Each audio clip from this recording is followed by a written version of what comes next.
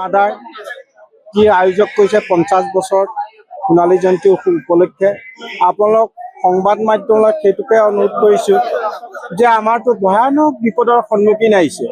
সকলোৱে জানে জলবায়ু পৰিৱৰ্তনে বহুত দুৰ্যোগৰ সন্মুখীন আনিছে। সেয়ে মই আশা কৰিছোঁ সংবাদ মাধ্যমৰ জৰিয়তে সমগ্ৰ ভাৰতবৰ্ষৰ স্কুল কলেজৰ যিটো গৰম বন্ধ আছিল সেইটো উঠাই দিব লাগে।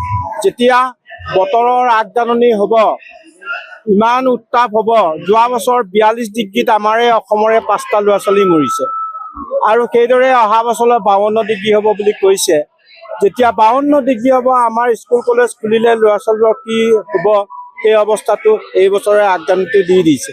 গতিকে চৰকাৰ, ভাৰত চৰকাৰ, অসম চৰকাৰ সেই কথাবিলাক সূক্ষ্মভাৱে বিবেচনা কৰি সেই সিদ্ধান্তটো ল'লে ভাল হ'ব বুলি ভাবোঁ।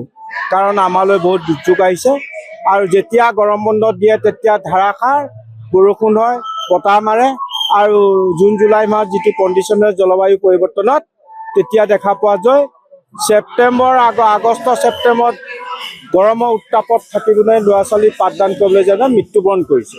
সেইকাৰণে বতৰৰ আগজাননী জানি পেলাই সেই গৰম বন্ধবোৰ দিলে ভাল হ'ব।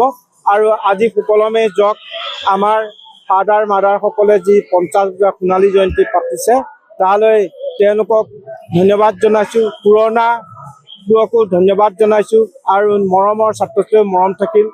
গছ পুলিটো ৰুলেই নহ'ব, গছ পুলিটো ৰুই প্ৰতিপালন কৰি ডাঙৰ দীঘল কৰা, গছৰ গুণাগুণ আৰু গছৰ নাম জানিব লাগিব। ভাৰতবৰ্ষৰ স্কুলে এই গছ পুলি ৰোপণৰ ক্ষেত্ৰত ছাত্ৰ ছাত্ৰীৰ মাজত এৱাৰনেছ আনিছে, কি ক'ব? এটা খুব সুন্দৰ পদক্ষেপ, কাৰণ nature is god, god is nature. পৃথিৱীৰ কোনো এখন দেশে ভগৱানক দেখাই নাই, প্ৰকৃতিয়েই ভগৱান।